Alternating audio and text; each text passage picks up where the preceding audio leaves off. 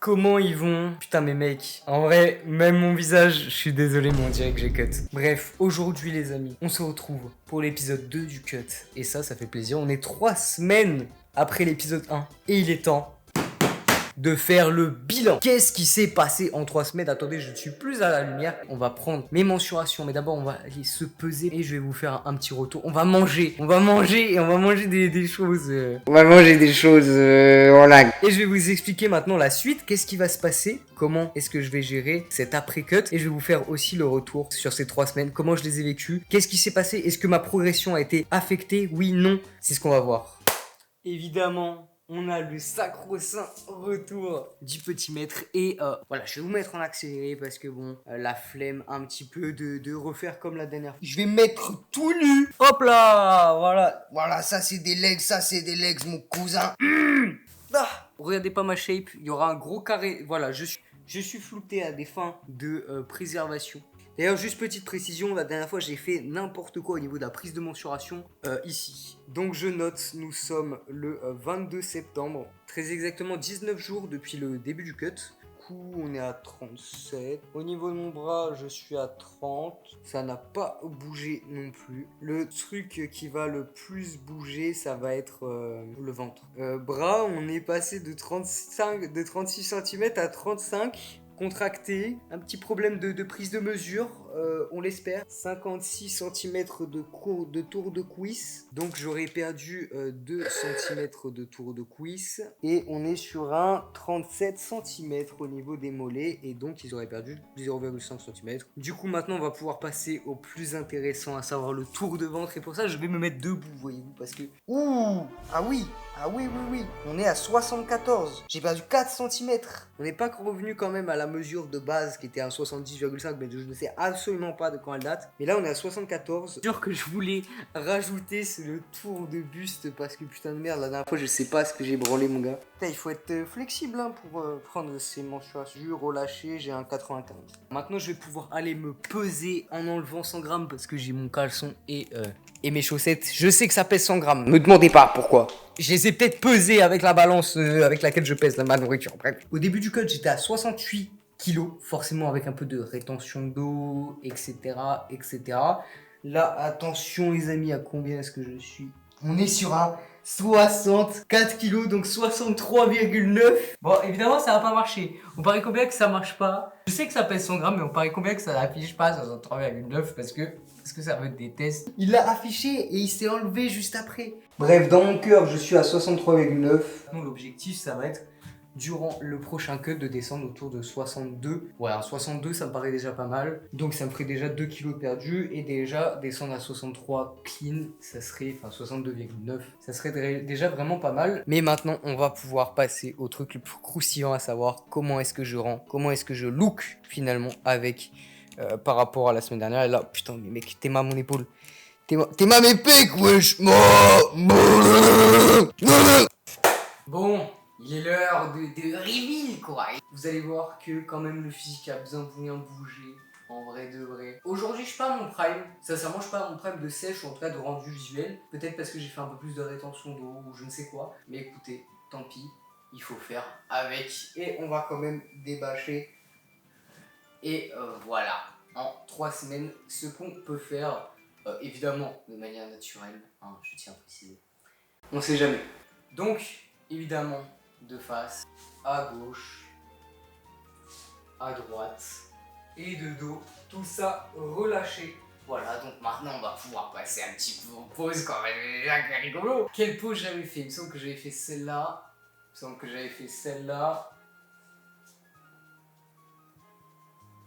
Ça aussi.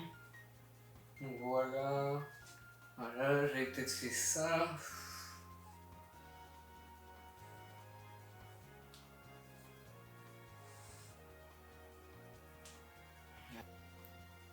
Au niveau de la shape quand même, on est plutôt bien, hein, honnêtement. On a bien récupéré un niveau de sèche décent. Plutôt satisfait du résultat. Alors évidemment, ça va pas être précisément. Peut-être que l'intensité de la lumière a un peu changé. Peut-être que j'ai pas réglé pareil mon objectif, ma caméra de la même manière. Peut-être que j'ai moins de trucs dans le ventre. Bref, évidemment, ça me sert à comparer dans les grosses lignes. Il faut pas prendre ça de manière absolue parce que je mange beaucoup, demain je fais de la rétention d'eau, je vais pas look pareil, tu vois. Mais bon, grâce à ça, t'as quand même, on va dire, une ligne directrice. Donc grâce à la prise de données vidéo, de photos, de comparaison, etc. Grâce aux mensurations, grâce au poids sur la balance, grâce du coup au look, comment on se voit tous les jours. Et vraiment, bah là, en fait, on a tous les aspects qui mènent vers une seule et même direction, à savoir, j'ai l'air d'avoir perdu du gras sans avoir perdu du muscle. Et ça, c'est parfait, étant donné que c'est un petit peu l'objectif du cut. Tout simplement, je vais pouvoir enfin manger. Ah, écoutez les amis, il est grand temps. Oh.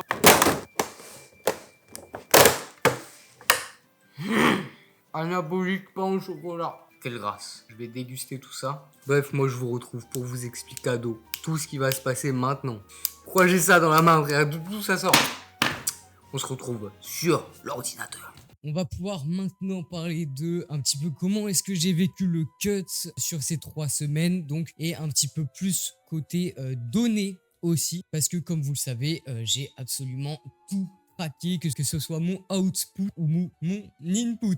Déjà au niveau des entraînements, comment ça s'est passé? Bah écoutez, ça a été assez compliqué, mais pas comme on pourrait le penser. C'est-à-dire qu'au niveau performance pure, je maintiens, ça n'a que très peu d'impact. Vous pouvez, si vous avez assez d'outils pour progresser, continuer de progresser malgré un déficit, malgré un sommeil de piètre qualité, ou comme moi en combinant les deux. C'est juste qu'au côté qualité d'entraînement, ça va être beaucoup plus compliqué, mais pour autant la progression elle se fait. Voilà, vous avez tous les daily recaps sur la chaîne, du début du cut à la fin du cut, et vous voyez que j'ai continué de progresser. Alors pourquoi est-ce que je dis qu'en termes de qualité d'entraînement ça a été impacté? Ça a été impacté en fait sur plusieurs aspects. Déjà, le facteur le plus évident, c'est la quantité de gêne que j'ai eu à l'entraînement. J'ai été au fur et à mesure de cette semaine obligé sincèrement de m'échauffer 2 voire 3 fois plus que la normale pour une quantité de gènes articulaires qui n'ont fait qu'augmenter. Donc évidemment les facteurs à prendre en compte sont la récupération, c'est évident. Au bout d'un moment, si ça avait été que sur une séance, peut-être que c'est un hasard, mais là en fait on a vraiment une corrélation directe entre mon nombre de gènes, la gravité de ces gènes et au final le temps que j'ai passé en déficit, en très gros déficit et avec une restriction de sommeil. Donc là on peut directement faire un lien. Côté progression, pour moi, ça n'impacte pas. On dispose, nous, d'assez d'outils pour lutter contre la stagnation qu'aurait pu générer ces deux problématiques-là. Par contre, d'un point de vue qualité d'entraînement, donc sur les gènes, ça a un énorme impact. Vraiment, j'ai une recrudescence de gènes de partout, en fait. D'autant plus que moi, je ne prends pas de compléments alimentaires, pas de collagène, pas de glycine, pas de créatine. Quand bien même j'en prenais avant, aujourd'hui, je prends plus de tout ça parce que je pense que c'est du dopage. Mais uniquement parce que juste j'ai la flemme et j'ai pas de thunes. Mais évidemment, si jamais il y a des fournisseurs de compléments alimentaires qui veulent me sponsor, bon pourquoi pas Nutrimuscle, Greenway, oh bref. Donc sur ça, ça a eu un impact. Ça a eu aussi un impact, je pense, sur ma capacité de travail. J'ai l'impression de pouvoir encaisser moins de séries du coup poussé à l'échec. Sur le long terme, ça aurait aussi un impact sur votre progression. Mais je dissocie vraiment progression et performance parce que pour moi, performer, ça veut dire PR. Si j'arrive à PR, ne serait-ce qu'une seule fois, j'ai performé et donc j'ai progressé. C'est juste que évidemment, si vous pouvez plus PR, c'est mieux pour votre progression. C'est assez logique. Pour autant, donc, d'un point de vue performance, ça n'a que très peu d'impact. Je continue de le dire. Voilà. Ça a eu un impact assez vénère, je pense, sur ma vie à côté. Au niveau travail, ça a eu les journées commençaient à se rallonger. Au début, bon, ça arrivait le crash, on va dire vers 22h, voilà, ce qui est tolérable. Ensuite, j'ai vu que ça commençait à diminuer, 20h, 19h. Bon, là, ça commence à être un peu chiant. Et quand t'arrives vraiment à genre il est 15h, t'es mort, tu sors de ta séance et c'est la seule chose que t'as pu faire de ta journée parce que t'es éclaté au sol. Bon, tu te dis quand même que récupérer pour pouvoir faire plus de choses dans sa journée, c'est pas si con en fait. Voilà, donc sur ça, je pense avoir plutôt bien résumé. Maintenant, je vais pouvoir vous montrer un petit peu comment est-ce que ça se passe au niveau des données. Donc déjà, d'après les données, initialement, je voulais descendre à 65,4 kg à la fin de cette première période de cut. Vous allez voir que ça a été dégommé, tout simplement parce que en fait, initialement, je devais avoir un déficit calorique de 700 calories. Or, mon déficit a été largement plus élevé et je pense que on peut dire que grosso modo, il a été à 1200.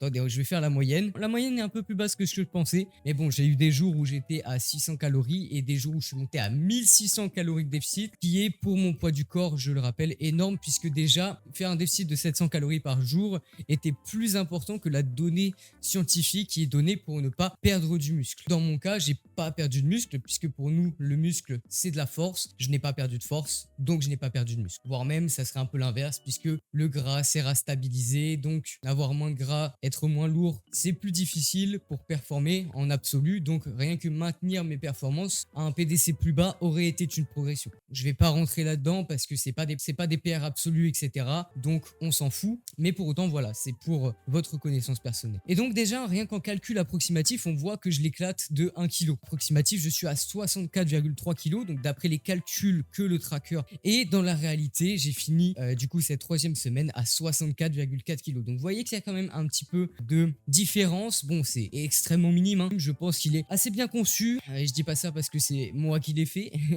Et donc vous voyez ici, on a un petit peu tout ce que j'ai traqué, donc ça fait les calculs, etc. automatiquement. Et comme on peut voir dans cette colonne là, le poids du corps n'a fait véritablement que de baisser, mais c'est assez marrant de voir ça et ça fait surtout plaisir. Mais maintenant, qu'est-ce qui va se passer? Comment est-ce que je vais gérer cette après-cut? Bon bah si vous avez vu la première vidéo, vous savez que je vais passer en reverse diet. Donc qu'est-ce que c'est qu'une reverse diet? C'est finalement une période durant laquelle on va remonter à maintenance progressivement. C'est-à-dire que au lieu de me remettre à maintenance cash, je vais augmenter par palier du coup mon apport calorique. Donc là j'étais plus ou moins à 2250 calories par jour et du coup sur cette première semaine des reverse diet je remonte directement à 2700 calories par jour. Sur la deuxième semaine je serai plus ou moins autour de 3000 pour finir entre 3200 et 3400 et donc ce qui me permet de continuer de sécher sur les 2 premières semaines de reverse tout en accumulant du coup beaucoup moins de fatigue par rapport au cut puisque j'aurai un déficit calorique beaucoup moins important et surtout ça va aussi me permettre de ravoir du confort dans mon alimentation parce que même si 2250 calories ça m'a suffi, c'était assez juste. En vrai je pense que j'aurais pu descendre encore un petit peu mais vraiment on arrivait à la limite et surtout d'un point de vue macro et micronutriments comparé à la dépense que j'avais, je pense que c'est extrêmement